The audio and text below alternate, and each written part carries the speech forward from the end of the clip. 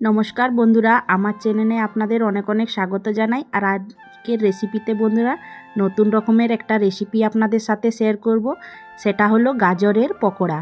তো বন্ধুরা, আজকে গাজরের পকোড়াগুলো আমি কিভাবে তৈরি করেছি, আর এটা কিন্তু বিকেল টাইমে চায়ের সাথে খেতে অসাধারণ। আর বন্ধুরা, আপনারা চাইলে কিন্তু এটা সহজেই চায়ের সাথে বিকেল টাইমে মজা করে খেতে পারবেন। আর এই গাজরের পকোড়াগুলো খেতে কিন্তু জাস্ট অসাধারণ হয় বন্ধুরা। আর সেই রেসিপিটাই আপনাদের সাথে শেয়ার করব।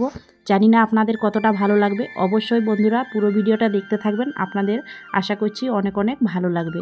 তো চলুন তাহলে প্রথম ভিডিওটা শুরু করে নিচ্ছে এখানে। তো এখানে নিয়েছি আমি 2 থেকে 3টা সেদ্ধ করে রাখা গাজরটাকে আমি খুব ভালো করে এখন ম্যাশ করে নিয়েছি, এভাবে করে নিয়ে। তো আপনারা চাইলে গ্রেটারের সাহায্যেও ম্যাশ করে নিতে পারেন, কিংবা আলু মেশার যে থাকে সেটা দিয়েও ম্যাশ করে নিতে পারেন। সাথে এখানে দিয়ে দিচ্ছি একটা বড় সাইজের কাঁচা আলু গ্রেট করে রাখা, দিলাম এর মধ্যে। আর সাথে এখানে দিয়ে দিচ্ছি বন্ধুরা 1 থেকে 2 চামচ নিয়েছি বেসন। তো 2 চামচ বেসনটা আমি বাইন্ডিংয়ের জন্য দিয়েছি, আপনারা চাইলে চালের গুঁড়োটাও দিতে পারেন। সাথে এখানে দিয়ে দিলাম 2 চামচের মতো কর্নফ্লাওয়ার দিয়ে নিয়ে 1/2 চামচ কালো জিরে দিলাম উপর থেকে। আর দিয়ে দিচ্ছি এখানে 1/2 চামচ গরম মশলা পাউডার, আর সাথে অল্প একটু হলুদের গুঁড়ো, আর দিয়ে দিলাম এখানে 1/2 চামচ কাশ্মীরি লঙ্কার গুঁড়ো। সাথে এখানে চাট মশলা দিয়েছি 1 চামচের মতো, আপনারা চাইলে এটার মধ্যে লেবুর রস কিংবা আমচুর পাউডারও দিয়ে নিতে পারেন। তো এখানে স্বাদ মতন অল্প একটু দিলাম নুনটা যেহেতু চাট মশলা দিয়েছি সেভাবেই নিয়েছিলাম। আর এখানে 2টো কাঁচা লঙ্কা আর সাথে 2টো বড় সাইজের পেঁয়াজ কুচি দিয়ে নিয়ে এখন দিয়ে দিলাম অল্প পরিমাণের বন্ধুরা মটরশুঁটি। তো ঠান্ডার টাইমে অনেকেই মটরশুঁটি বাজার থেকে পাওয়া যায় কিন্তু।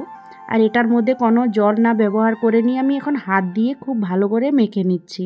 আর বন্ধুরা, এটার মধ্যে আমি কোনো রকম জল ব্যবহার করিনি, যেহেতু আলুর মধ্যে যে জলটুকু ছিল সেটা দিয়ে নিয়েই খুব ভালোভাবে মেখে নিয়েছি। তো এটা আমার খুব ভালো করে মাখা হয়ে গেছে। চলে যাব গ্যাসের দিকে। আগে থাকতেই ফ্রাই প্যানের মধ্যে আমি সাদা তেল গরম করে নিয়েছিলাম খুব ভালোভাবে।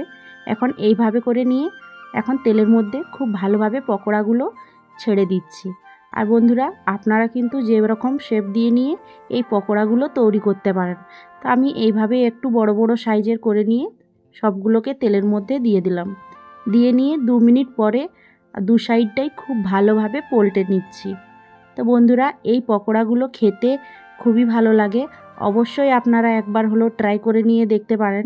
এই গাজরের পকোড়াগুলো খেতে খুবই ভালো লাগে, আর গরম গরম চায়ের সাথে হলে তো একদমই জমেই যাবে। তো এইভাবে করে নিয়ে 2 মিনিটের মতো খুব ভালোভাবে উল্টে পাল্টে আমি মিডিয়াম টু লোয়ের মধ্যে সবগুলোকেই ভেজে নিলাম। তো এইভাবে করে নিয়ে ভেজে নেওয়ার পরে দেখুন বন্ধুরা, খুব সুন্দরভাবে এখন ভাজাটা হয়েছে, আর দেখতেও খুব সুন্দর দেখাচ্ছে। আর সেম এইভাবে করে নিয়েও সেকেন্ড ব্যাচটাকেও আমি ভেজে নিচ্ছি। তো এটা ভাজা হয়ে গেছে। তো আবারও তেলের মধ্যে সেম ওইভাবে করে পকোড়াগুলো ছেড়ে নিচ্ছি। তেলের মধ্যে এভাবে দিয়ে দিলাম, দিয়ে নিয়ে আবারও 2 থেকে 3 মিনিট এইভাবেই উল্টে পাল্টে 2 সাইডটা ক্রিস্পি করে নিয়ে ভেজে নিতে হবে। তো এখন খুব ভালোভাবে সব পকোড়া আমার ভাজা হয়ে গেছে বন্ধুরা।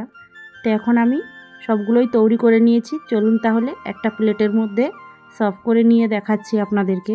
তো বন্ধুরা, আজকে এই রকম গাজরের পকোড়াগুলো দেখতে কতটা সুন্দর হয়েছে, আর অনেকটাই লোভনীয়ও হয়েছে বন্ধুরা। আর এটা কিন্তু খেতে খুবই ভালো লাগে। আর বন্ধুরা, আজকের রেসিপিটা আপনাদের কেমন লেগেছে অবশ্যই কমেন্টে জানাতে ভুলবেন না। আর আপনারা একবার হলেও বাড়িতে এইভাবে তৈরি করে নিয়ে দেখতে পারেন গাজরের পকোড়া। তো বন্ধুরা, আমি টমেটো সস, চিলি সস আর পেঁয়াজ কুচির সাথে বন্ধুরা আমি এই পকোড়াগুলো সার্ভ করেছি। আর উপর থেকে কিছুটা লঙ্কা ফ্রাই করে নিয়ে এইভাবে উপর থেকে দিয়ে নিয়ে লঙ্কা ভাজার সাথে খেতে কিন্তু অসাধারণ হয়েছিল বন্ধুরা। তো বন্ধুরা, এভাবেই সার্ভ করে নিয়েছিলাম আমি। তো আজকের রেসিপি আপনাদের কেমন লেগেছে অবশ্যই কমেন্টে জানাতে ভুলবেন না। ভালো লাগলে অবশ্যই লাইক করে নিয়ে চ্যানেলটিকে সাবস্ক্রাইব করে নিয়ে বন্ধুদের সাথে অনেক অনেক শেয়ার করবেন বন্ধুরা।